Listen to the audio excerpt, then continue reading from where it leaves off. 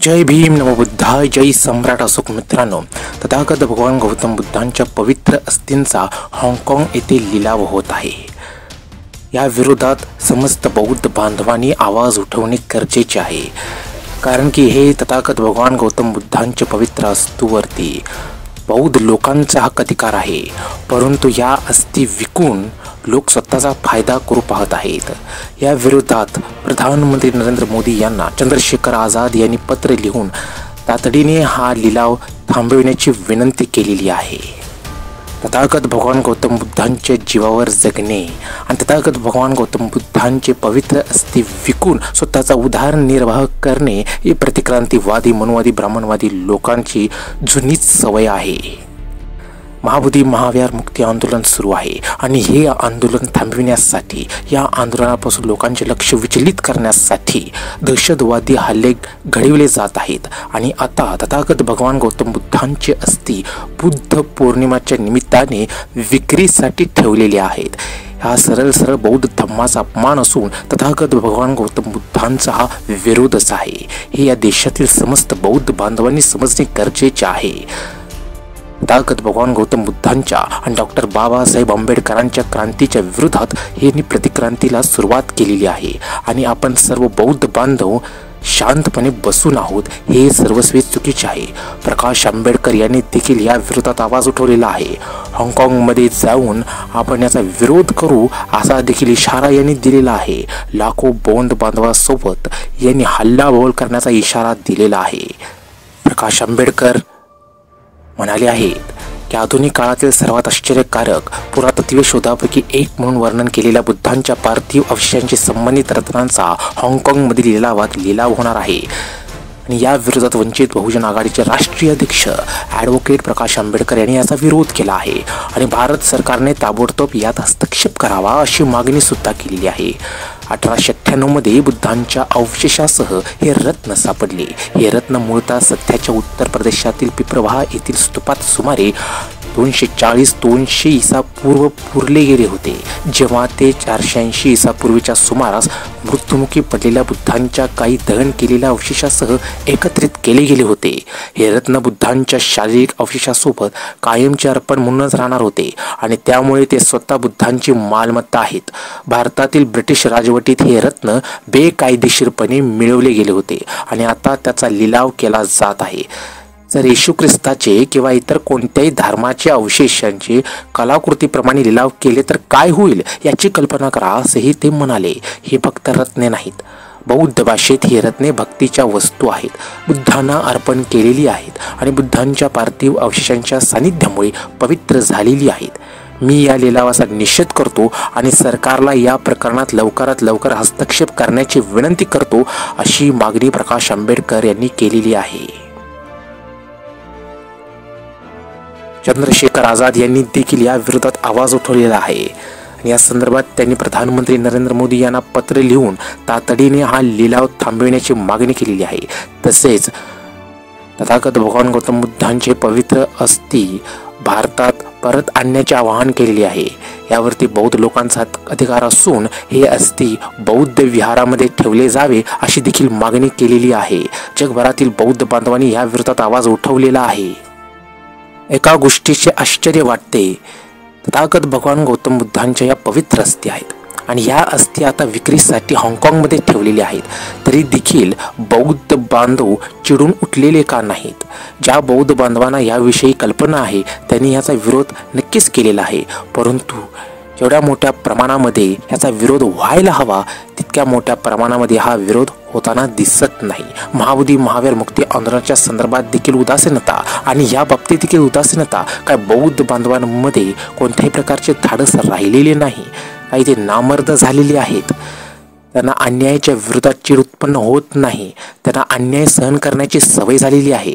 त्यांना गुलाम म्हणून राहायचे आहे की डॉक्टर बाबासाहेब आंबेडकर यांनी जो मार्ग दाखवलेला आहे त्या मार्गावर त्यांना चालायचे नाही. त्यांना मनुस्मृतीचे राज्य हवे आहे की भारतीय संविधानाचे राज्य हवे आहे? त्यांना जर भारतीय संविधानाचे राज्य हवे आहे तर ह्या लिलावाचा ते विरोध का करत नाहीत?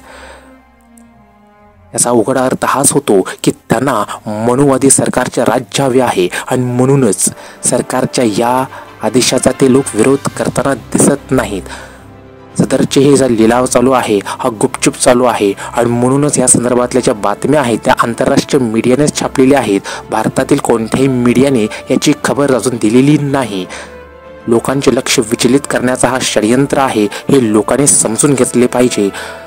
या देशातील ब्राह्मणवादी लोक या देशातील बहुसंख्य बहुजन समाजाला दुसऱ्या विषयामध्ये गुंतवून ठेवत आहेत आणि याचाच गैरफायदा घेऊन तथागत भगवान गौतम बुद्धांच्या पवित्र अस्थी नामशेष करण्याचा षडयंत्र करत आहेत.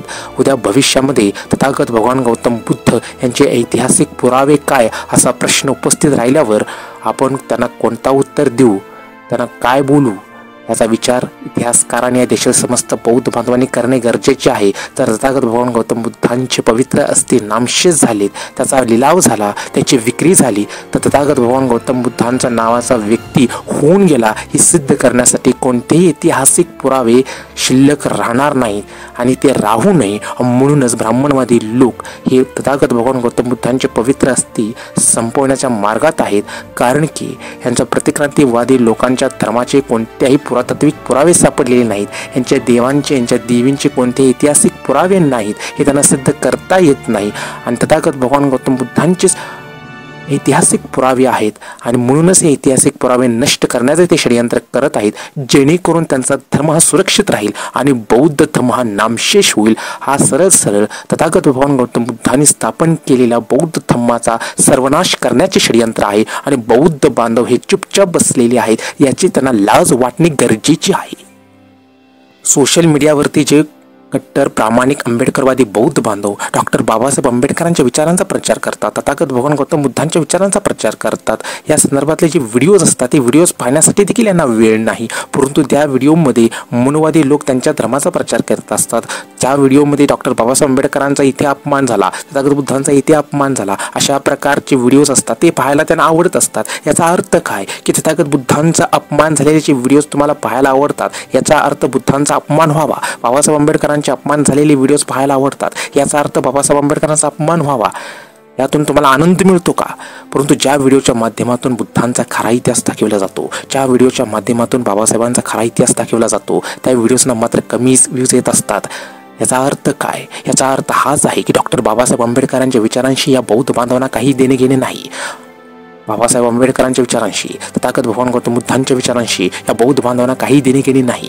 फक्त बाबासाहेब आंबेडकरांचे नाव घ्यायचे आणि बोंबलत फिरायचे, ह्या पलीकडे ह्या लोकांना काही येत नाही. तथागत बुद्धांनी दाखवलेला बौद्ध धर्म संपविण्याचे षडयंत्र हे मनोवादी ब्राह्मणवादी लोक करतच आहेत. परंतु त्याहीपेक्षा अधिक प्रयत्न या देशातील तथाकथित आंबेडकरवादी बौद्ध बांधवच डॉक्टर बाबासाहेब आंबेडकरांचा विचारांचा सर्वनाश करत आहेत, बौद्ध धर्माचा विचाराचा सर्वनाश करत आहेत. बौद्ध धर्माचे खरे शत्रू हे आंबेडकरवादी बौद्ध आहेत, जगातले बौद्ध आहेत जे तथागत बुद्धांच्या धर्माचा प्रचार करण्यासाठी सतत नाहीत आणि जे लोक बौद्ध धर्माचा प्रचार करण्यासाठी सतत आहेत त्यांना साथ देत नाहीत. असे धम्म प्रचाराला मदत न करणारे, तथागत भगवान गौतम बुद्धांचे पवित्र अस्थीचा लिलाव होत असेल आणि याला विरोध न करणारे, महाबोधी महावीर मुक्ती आंदोलनाला समर्थन न देणारे असे प्रत्येक आंबेडकरवादी किंवा बौद्ध बांधव हे तथागत बुद्धांचे आणि डॉक्टर बाबासाहेब आंबेडकरांच्या विचारांचे मारेकरी आहेत, विरोधक आहेत. अशा सर्व लोकांचा जाहीर निषेध तथागत भगवान गौतम बुद्धांचे पवित्र अस्थी वाचवण्यासाठी प्रत्येक बौद्ध बांधवांनी पुढे येणे गरजेचे आहे. महाबोधी महावीर मुक्त करण्यासाठी देखील पुढे येणे गरजेचे आहे. मित्रांनो, महाबोधी महावीर मुक्ती आंदोलनाच्या संदर्भात जे लेटेस्ट अपडेट असतात ते पाहण्यासाठी आमच्या चॅनलला सबस्क्राईब करा. आम्ही आमच्या चॅनलच्या माध्यमातून बुद्ध, डॉक्टर बाबासाहेब आंबेडकर आणि सम्राट अशोक यांच्या विचारांचा प्रचार करण्याचे काम करत असतो.